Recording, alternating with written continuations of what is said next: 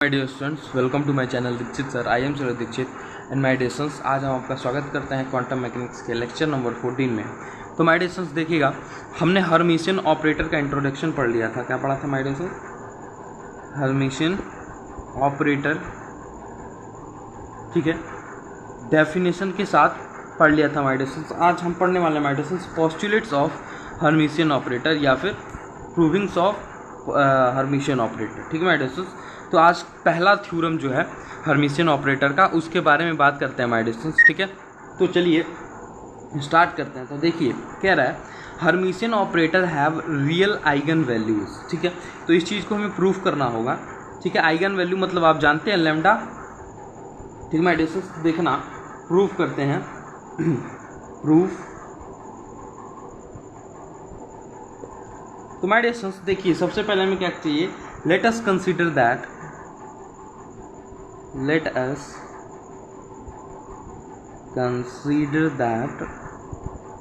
वाइडेशंस consider करते हैं कि जो ए कैप है, क्या है, ए कैप है बी अ हर्मिशियन ऑपरेटर,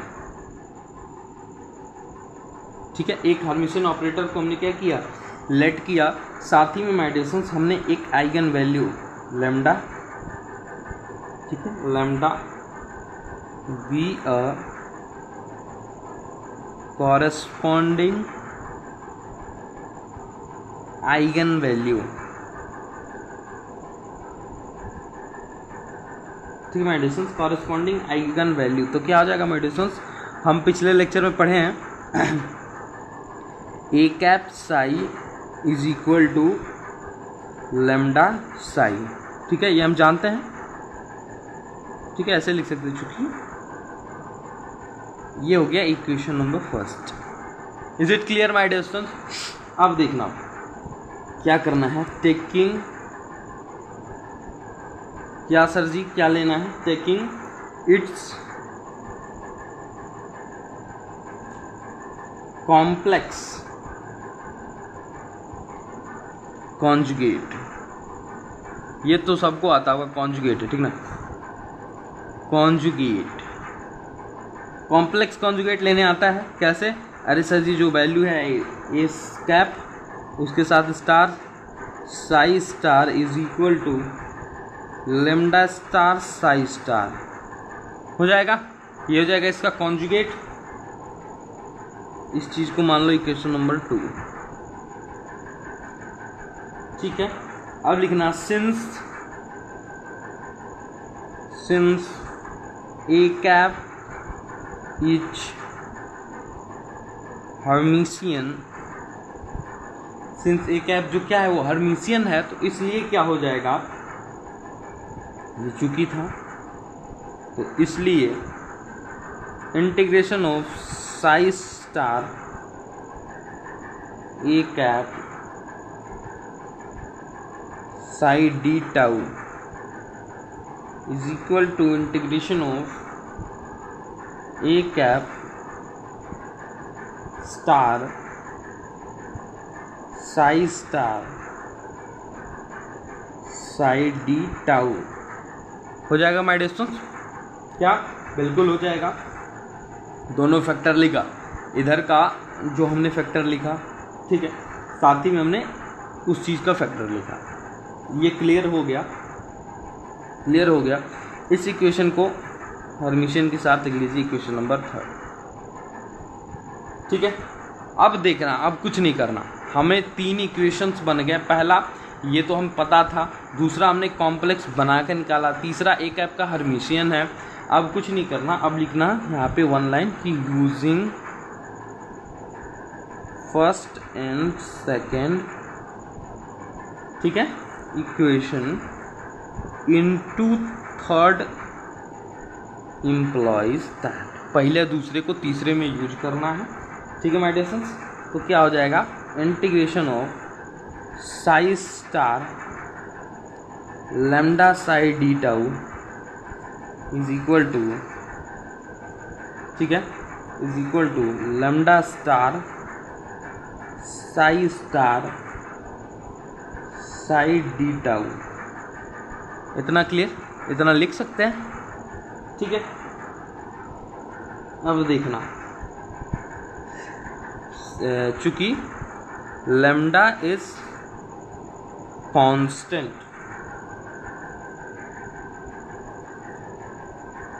ठीक है, लैम्डा कांस्टेंट है चूंकि, ठीक है,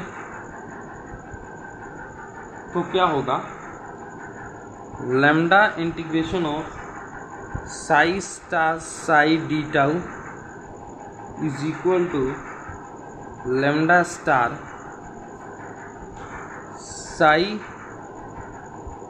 क्या, integration of psi star psi d tau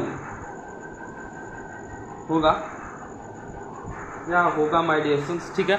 अब देखो ये दोनों वैल्यू सेम है लैम्डा को छोड़कर, ठीक है, तो बचेगा क्या है, यहाँ पे बचेगा lambda minus lambda star is equal to 0 होगा।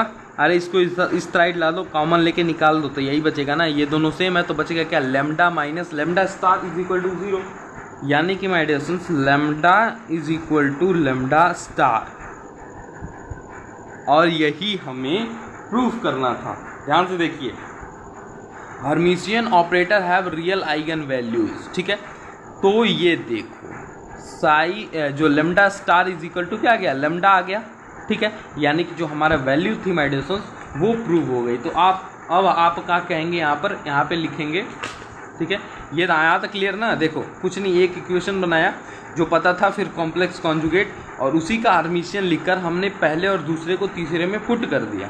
पुट करने के बाद हमारा lambda is equal to lambda star आ गया, ठीक है, lambda is equal to lambda star आ गया। तो अब देखना माय डियर स्टूडेंट्स, अब क्या करेंगे, सिंपली लिख देंगे hence the possible only when lambda is real, it is possible only when lambda is real,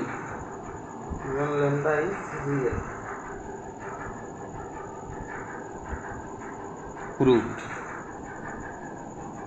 बस क्लियर। तो पहला थ्योरम ये था, और जो पहला थ्योरम था माय डियर स्टूडेंट्स वो क्लियर हो गया, ठीक है, पहला थ्योरम क्लियर हो गया। हमने कल आपको चारों थ्योरम लिखवाए थे, ठीक ना।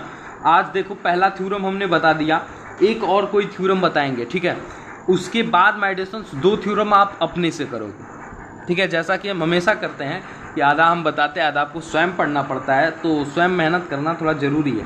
तो चलिए थ्योरम बताइए, चौथा नंबर का थ्योरम हम बताएं, ठीक है। तो चलिए देखते हैं जो सबसे थोड़ा अच्छा हो उसी को हम क्या करेंगे, ठीक है। तो माय डियर स्टूडेंट्स चलिए हम करते हैं थ्योरम नंबर, किसको, थ्योरम नंबर 4 को। आ जाइए लास्ट नंबर का करते हैं, लास्ट नंबर का करते हैं, क्योंकि इसके बाद का जो 2 है, दूसरा और तीसरा थ्योरम वो थोड़ा आसान है। अब आइए माय डियर स्टूडेंट्स, यहाँ पे कहता है कि if 2 operator A cap and B cap, ऐसा है, ठीक है, passes a complete set of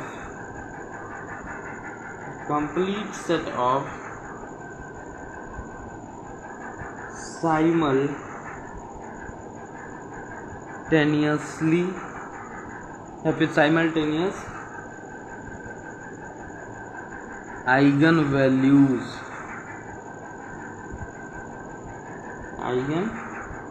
values या फिर वेक्टर, यहाँ पे वेक्टर लिखो, क्या लिखो, वेक्टर छोड़ो, यहाँ पे लिख देते हैं क्या, vectors, then the operator then the operator a cap and b cap commute। अब देखो ये जो लास्ट नंबर का थ्योरम है इसे कराते हैं। इतना प्रपंच लिखने से बेहतर है कि आप ये जान जाओ आपको प्रूफ क्या करना है। माय डियर स्टूडेंट्स, आपको सीधी सीधी चीज प्रूफ करनी है क्या कि जो ए बी कैप है, ए कैप बी कैप है, ये इज इक्वल टू है बी कैप ए कैप। समझ में आया? कम्युनिकेशनल लॉ प्रूफ करना है, कम्युनिकेशनल लॉ प्रूफ करना है माय डियर स्टूडेंट्स। ठीक है, ज़्यादा झाम ताम इसमें थोड़ा रहेगा तो थोड़ा ध्यान दीजिएगा माय डियर स्टूडेंट्स। इस क्वेश्चन को बेहद अच्छे तरीके से देखिएगा। ठीक है, चलिए तो क्या करते हैं, इसको प्रूफ करते हैं। ये सिर्फ टू प्रूफ में लिख लीजिए, टू प्रूफ, यानी कि प्रूफ क्या करना है इस चीज़ को। चलिए अब प्रूफिंग शुरू करते हैं माय डियर स्टूडेंट्स। तो देखिएगा आइगन वेक्टर्स आपको पते होंगे। ठीक है, क्या लिखना, लेट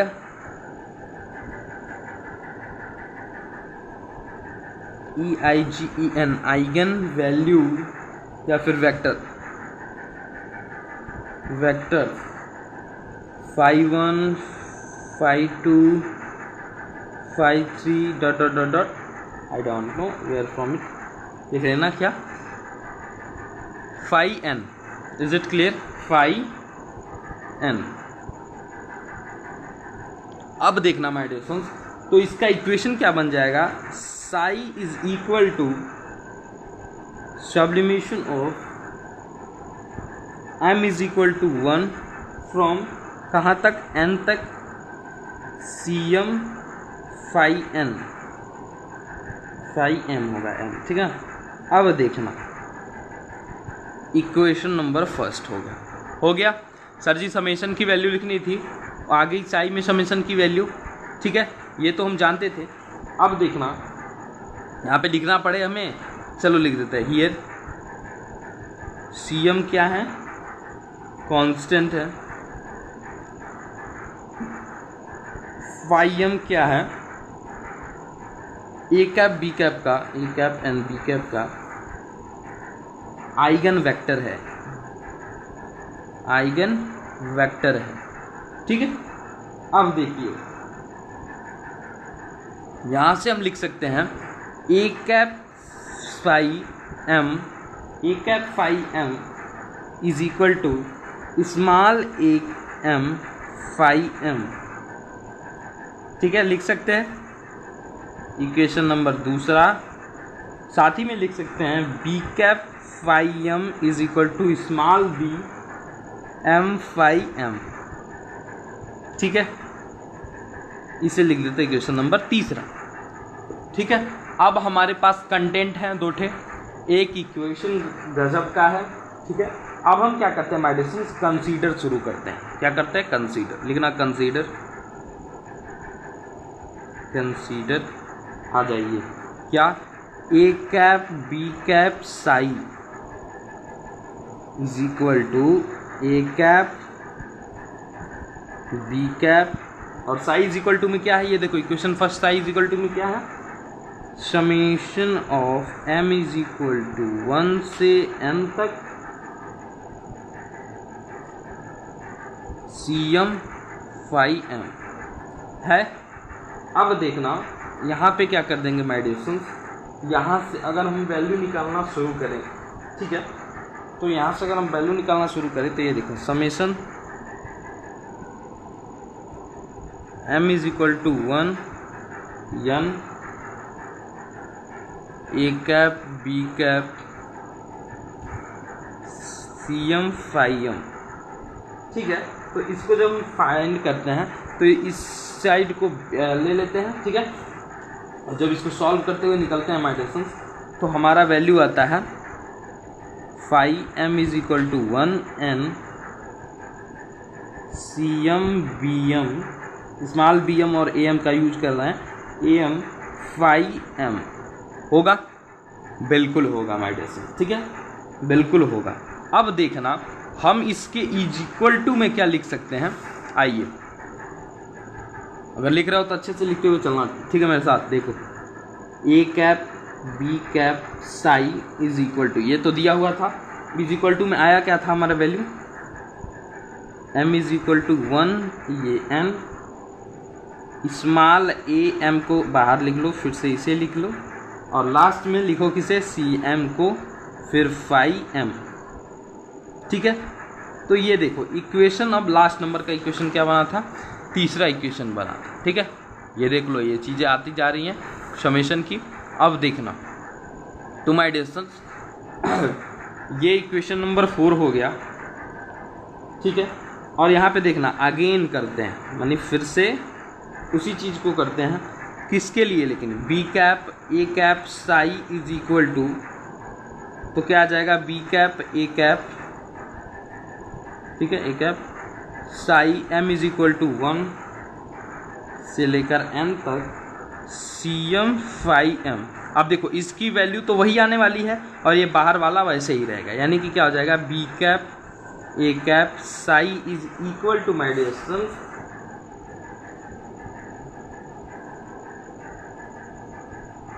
ठीक है। अब देखो अगर हम क्या करें, देखो यहाँ पे ये वैल्यू क्या हुई, अंदर चली गई है, ये भी वैल्यू अंदर जाएगी, तो वही चीज़ निकल के आएगा, क्या, summation of m is equal to 1 n, और ये क्या हो जाएगा, ए एम स्मॉल वाला, फिर बी एम स्मॉल वाला, फिर क्या, जो सी एम दिया हुआ है सी एम, फिर फाई एम जो दिया हुआ है। ठीक है, यानी कि यही सेम वैल्यू आ जाएगी।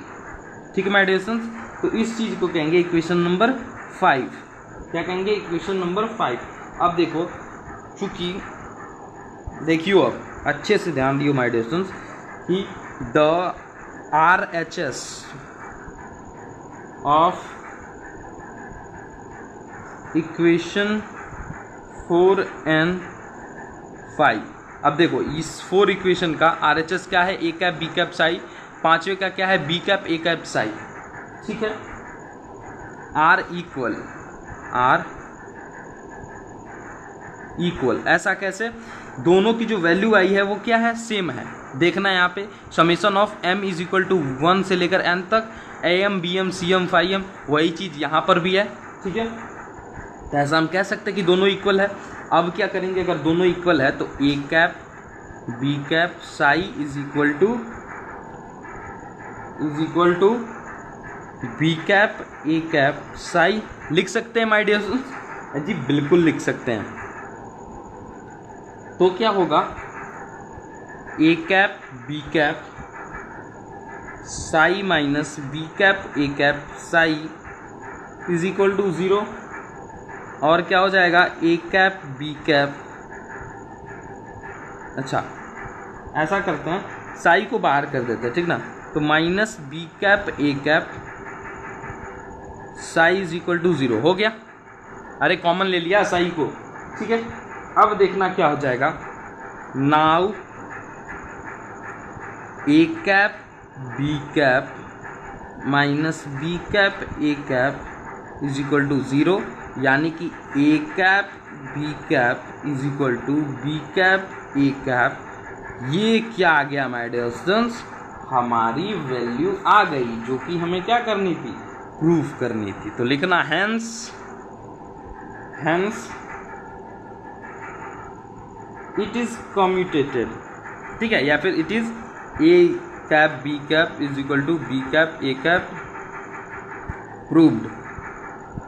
जब प्रूव हो गया तो ज़्यादा लिखने की कोई ज़रूरत नहीं। ठीक है, अब देखना एक बार और समझा देते हैं। देखो हमने सर जी कुछ नहीं किया, हमने एक आइगन वैल्यू लिया, मतलब कि जो साई था उसका फंक्शन लिया।